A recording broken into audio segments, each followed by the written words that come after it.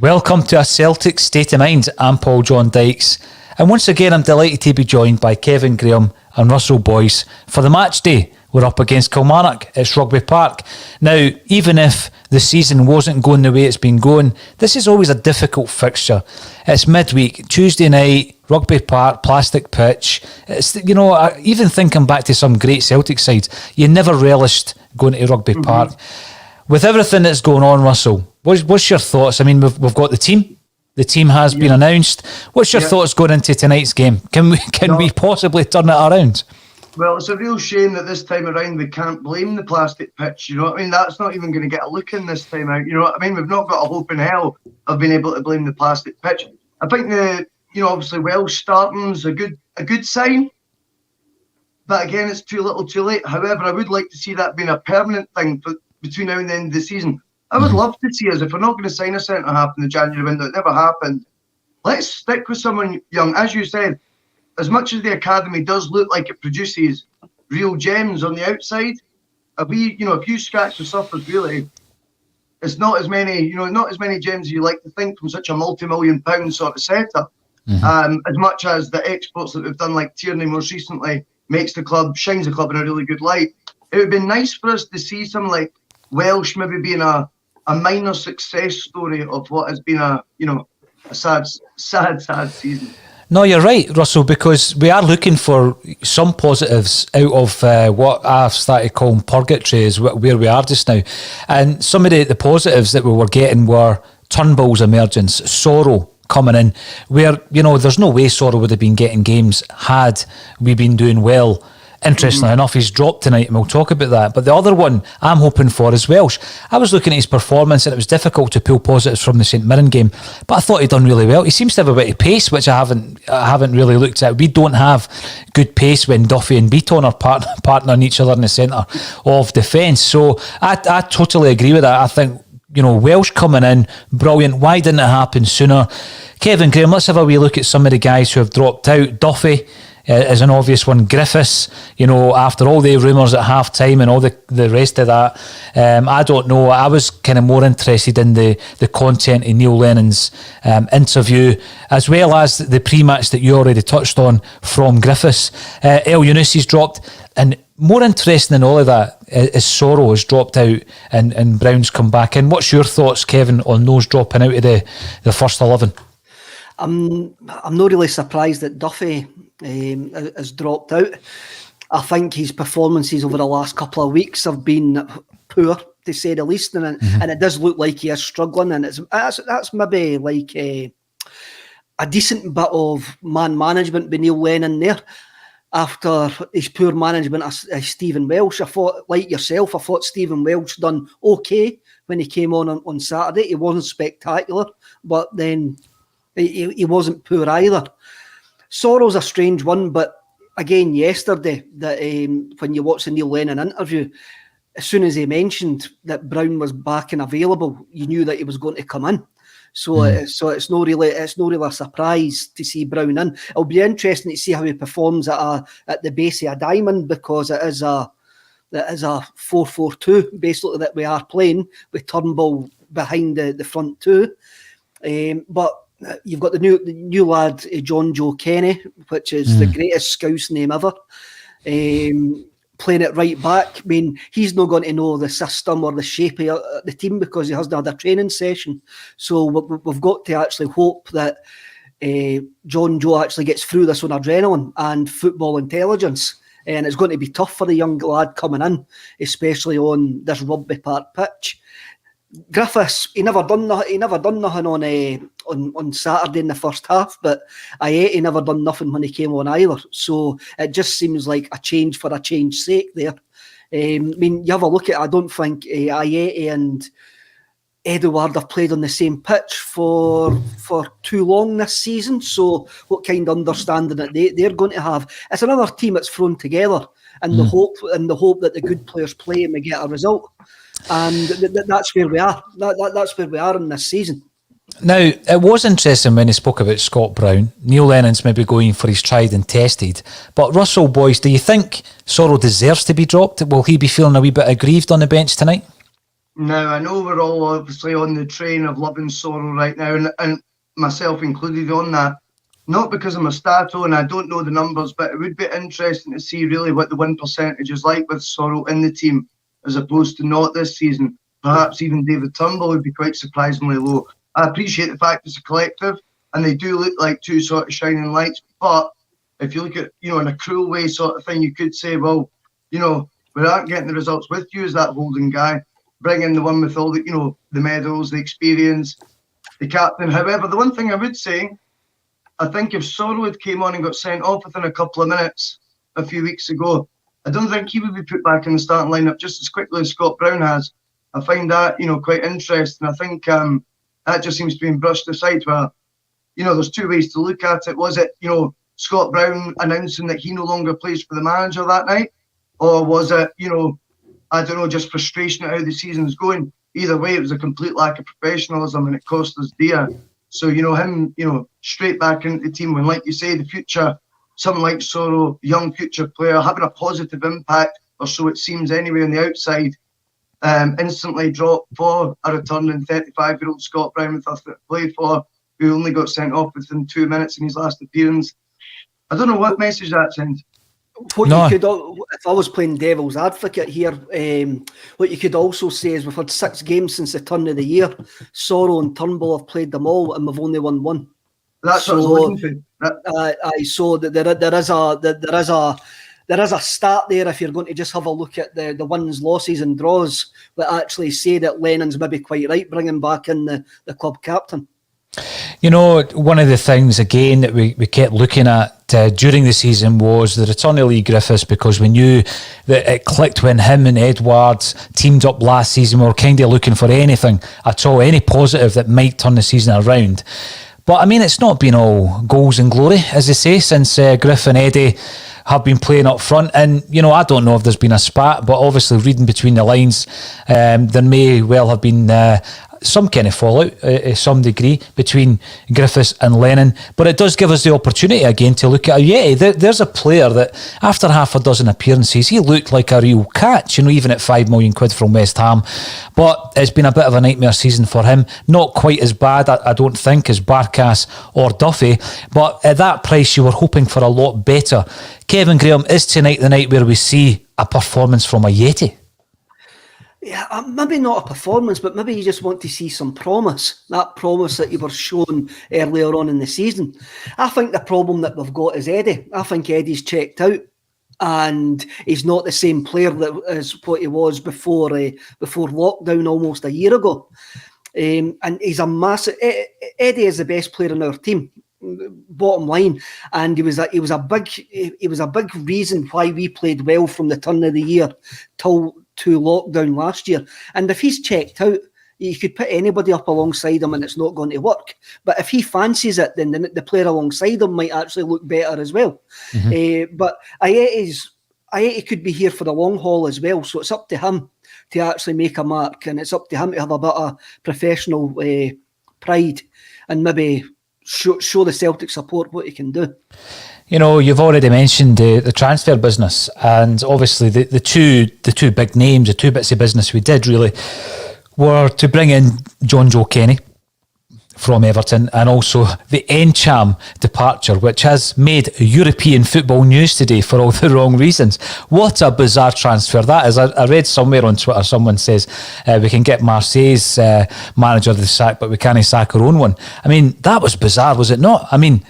Watching that interview, and to be fair to the gaffer, fair play to him. He stood his ground, and it's all down to, obviously, two clubs doing business behind the gaffer's back.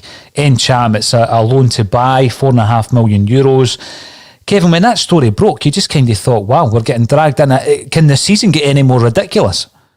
Have you actually seen the interview with Villas-Boas? Yes. When he basically says that Cham is not a player I want in my club because he's not good enough and he hasn't got the right attitude. Jesus. It shows you how good their scouting is, that they've been sitting watching guys that have been sitting in the Celtic stand for the last 2 months.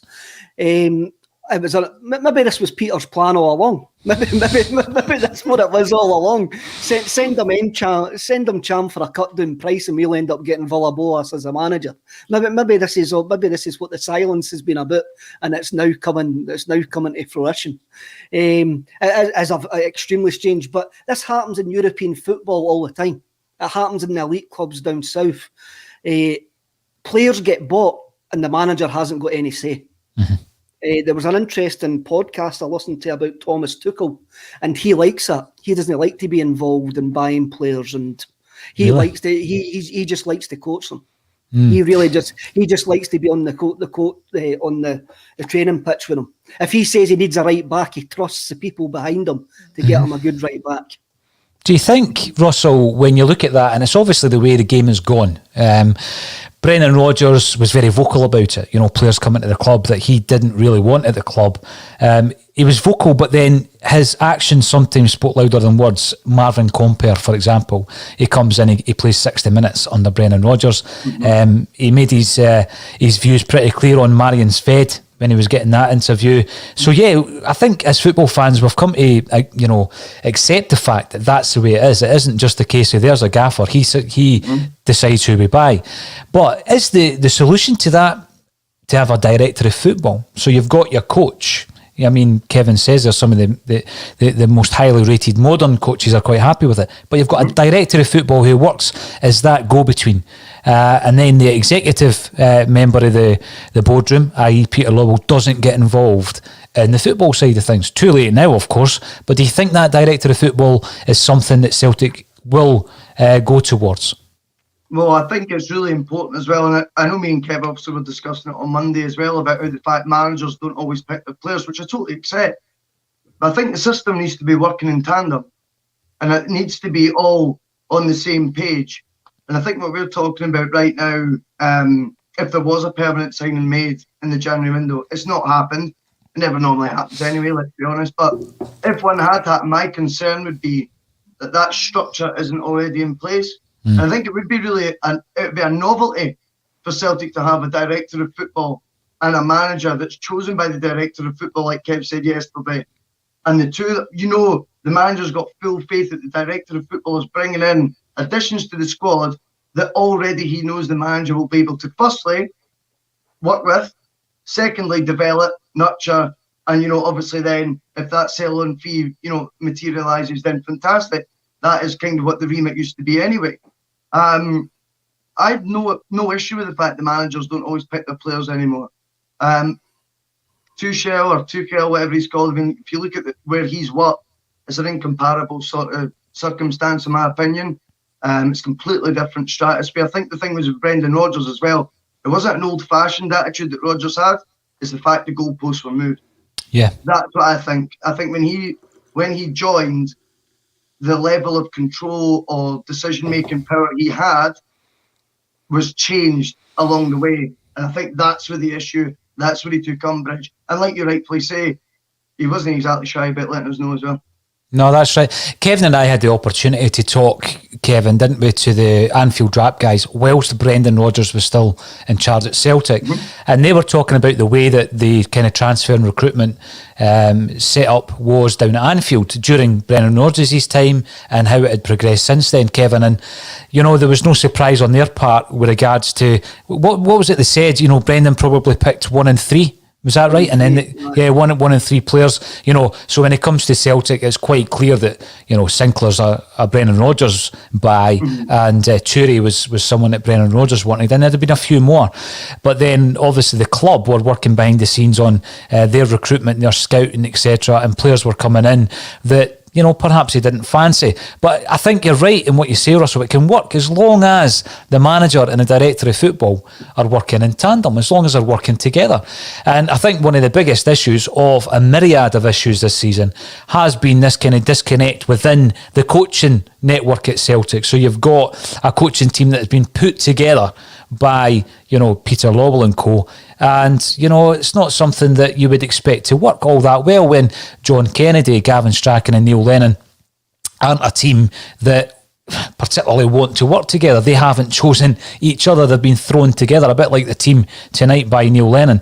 But one of the reasons why I sought out an interview with Mark Hughes and Mark Bowen, first and foremost, they're a management team that are available for a football club to approach, and they have appeared on the odds in terms of a new Celtic manager. I thought it would be an interesting interview, and obviously we put it out tonight at 6 o'clock. I also felt, we talk about perception. Russell, you and I were talking about this before we came on live. The perception of that manager's good, that manager's bad. And sometimes it is only that. It's a perception. I hear all the time the name I use, a couple of names I use, is Roy Keane and Slaven Bilic.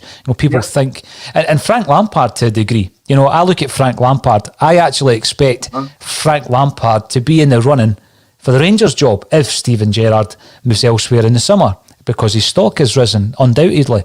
That's the type of profile manager that you go for, if that is what you're looking for. Celtic don't need that at this moment in time. Now, Kevin, having had a look at the Mark Hughes interview, and obviously he's doing it with his sidekick, Mark Bowen, who's his coach, follows him around. He's his coach, they're the team. What I was trying to do there is look at them as coaches, look at them as a management team. What is their mentality? What's their football and philosophy? Rather than just say, oh, by the way, would you take the Celtic job? And the two Marks were far too respectful to Neil Lennon to even discuss that anyway, because the Celtic job is not available. What was your thoughts, Kevin Graham, first of all, in the way that Mark Hughes and Mark Bowen kind of sold themselves as coaches? It's always interesting to actually scratch underneath the surface and see what makes a management team tick, rather than just what you see media-wise, which can sometimes be very sterile and very set up. They seem extremely comfortable in each other's company. They seem like they know where each other's strengths lie, and that there will only be any stepping on the toes at that point. And also seem very respectful and very... They're not going to rush into anything. They don't need to rush into anything. They back up their own record. They think their record speaks for itself. And I'm sure, and they wouldn't actually say it on tape or that, but I'm sure they probably have been offered jobs since they've been out of work, but they're looking for that right club. Because when you do look at what they've done, look, everything ends bad. When you mark QPR's a basket case, a club still is. So there's some clubs that you actually go to that you only be a success. And look, we maybe they only fit the structure of our club, the way that our club wants to go, whatever that is. They'll maybe not get asked because our club could be going in a different direction. But I don't think the interview done themselves any harm for any potential suitors actually looking for a management team who can bring them in, because they were very impressive. Yeah. Now, as you say, Kevin, in terms of the types of jobs that they have been in the running for or offered, it's not something that they would put out there, but there has been a lot of interest, and you are talking top level in the English Premier League. So for me, my big concern is whether or not Celtic want the management team, or they want Eddie Howe, or they want someone else who is currently available. I just get the fear that they're not going to do the business quick enough. And I think we go back to Ben Davis with the transfer. I just don't think we're working quickly enough. We've still got Neil Lennon in charge, for example, and I think that's a change that should have been absolutely made long before now. And we should be going out there, because guys like Mark Hughes and Mark Bowen, whether you like them or not, will get a job, and it will happen pretty quickly for them. And I think Eddie Howe, I'd be amazed if some of the teams down south who are going through a rocky patch just now don't have one eye on guys like Eddie Howe. That's going to happen. And then, your pickings are going to be very, very much more like your Jack Ross material that Kevin has alluded to in the past. And that's my biggest fear. Why not go for your best and get them in just now? Because at the moment, and I think it's Jungle Lion that's coming in to say, it feels like a fizzle out season. It does, and we're only just entering February, and games like tonight, You're hoping that Celtic win. As I said before, I'm looking forward to seeing the new signing. I'm looking forward to seeing Welsh, and to a lesser degree Ajeti, because he hasn't had much game time. But other than that, it does have that feeling about it, Russell. Would you not just rather, even on an interim basis, get someone like Mark Hughes and Mark Bowen in, see if they can assess the squad, and then we can, move on from there? I think with regards to the Mark Hughes thing as well, do you know what I liked about him? I like the fact you could tell right away he doesn't need the Celtic job. I like that. I think that's important. I think it's really important. At Brendan Rodgers, we were all, in awe when he signed 13,000 fans there or whatever. I think it's important that whoever it is we get the job doesn't need it, but knows they're good enough has that self-awareness, that self-assurance about themselves. I think that carries confidence. That can then be reflected across the squad. You need to have that air of, superiority about you. I've definitely got the impression that whilst we're very respectful of the club, and like you say with the Neil Lennon situation, of course he's still the manager, you also got the vibe as well. He felt he could do it, no problem at all. Doesn't need it. He'll sleep soundly every night. I like that. With regards to the rest of the season, with the caretaker, my bigger concern is literally the form right now. If this carries on the way it is, without change, it's going to even look more ridiculous if we've not made it. If we carry on this being the form, what did you say, January? 6 games, 1 win? Mm-hmm. This is insane now, and it now makes November look so much more justified, all the debate then. There's no point going over old ground. We were there then, but the fact is we're still there now. And that is the crazy bit. And of course, whether it's a caretaker manager, whoever it is, even if it's John Kennedy, it will make a positive impact on that team because there is no further lower they can go right now. I agree with that. I mean, Encham being the classic example. Now, a couple of bad apples that does spread. We know that. We now know there was rumours for long enough. Encham was one of the guys that wanted away. He'd given that story to the French press. We bigged up Neil Lennon for getting him back on board, getting him, playing. He scored the winner against Lazio. We all enjoyed it. But there's a player there, and there's been others who have obviously disrupted the changing room. He's one of the guys that wanted away. He's been agitating apparently for 2 years, according to Neil Lennon. And then you look on that bench, and this is another thing that's been brought up here by Colin Mackay. And again, it's really just bad recruitment and it's bad management that we now have the 3 loanees, El Yunusi, Luxalt and Duffy, sitting on the bench, pulling in 62.5 grand a week. That's over £3 million a year. There's a manager for you, So we really need to look at every single facet of the club and seeing how we can improve on that. And it needs to be a whole structural change. And I find it interesting, maybe too little too late coming in. Michael McKernan brings it up. Bain on Sky saying it's because there have been no fans. I've seen that a lot. I've seen it a few times. Are they trying to appeal to us to say this is how important you are? This is how big a difference you make. This is why we're going to need you next season. Because, it's going to affect Celtic. Of course it is. And I've heard the theory how it's affected Celtic more than it's affected Rangers. And in actual fact, it's benefited Rangers. I've heard all the theories around that. And I'm sure it has to a degree. But these guys are professionals. These guys need to prepare for the game. And, twice now, Callum McGregor's come out and says we had no game plan. So I think that's more important than there being no fans in the stand watching the game. Kevin, when you see kind of comments like that, what's your feeling? Is it really just an appeal to the fan? Is it a charm offensive? Is that what this is? I think it's an appeal to the fans, but as I says yesterday, I do think it's got some merit. As in, it's made the players, with the fact that there is no fans, it's made the players realise that they're not enjoying anything else. It's brung home to them that they're not enjoying the training, they're not enjoying being in Scotland, they're not enjoying their development, and the fact is we're not there. So it's just like a soulless football stadium. So it's probably made them have a look at themselves and go, I don't want to be here anymore. I'm not getting pushed. If I would be, if there was 50, 60,000 here, I'm not getting pushed on the training ground. There's cliques in this dressing room. It's not a nice place to come to work. There's no longer the social activity that what there was before COVID. And these are all genuine, not excuses, but they're genuine reasons.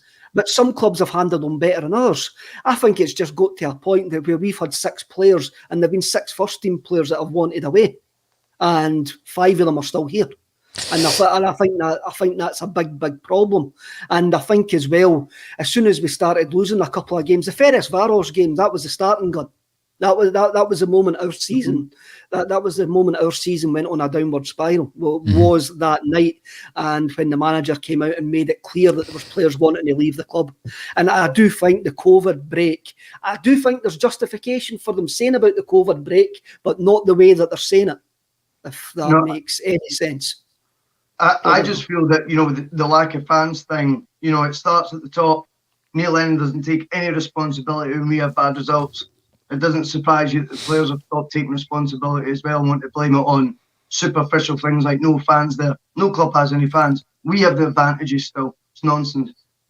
We do have the advantages, and I think I was talking earlier on, there's a ESPN podcast, and it was brilliant because they wanted to hear about, that they're on the outside looking in saying, what on earth has happened at Celtic? And we were talking about every single aspect of that, but I spoke about the 2 games that Davy Martindale and Jimmy Goodwin basically schooled Celtic, and what they did with, an absolute fraction of the budget that Neil Lennon has at his disposal, is they showed that if you're well drilled and you've got a game plan and you've got the buy-in from your team, I think that's key. I think that's key to all of that, because there's no way Livingston have got a better squad than Celtic, or a better 11 first-team players than Celtic. No way at all. And there's absolutely no way St Mirren have either. And that's not me being disrespectful. That's just because, that's like when you're facing Celtic, this financial behemoth of Celtic, it's like, going to a gunfight with a butter knife. That's what it's like. But what's happened is these teams have managed to figure out that there's a bit of unrest in that team. They're not being coached properly. There's no shape. And this is how we're going to beat them. And they've figured us out. Nobody fears playing Celtic. And when I was saying that to the American guys today on the show, they were astonished at that. I says, we're going tonight to Kilmarnock, who, by the way, haven't even got a permanent manager.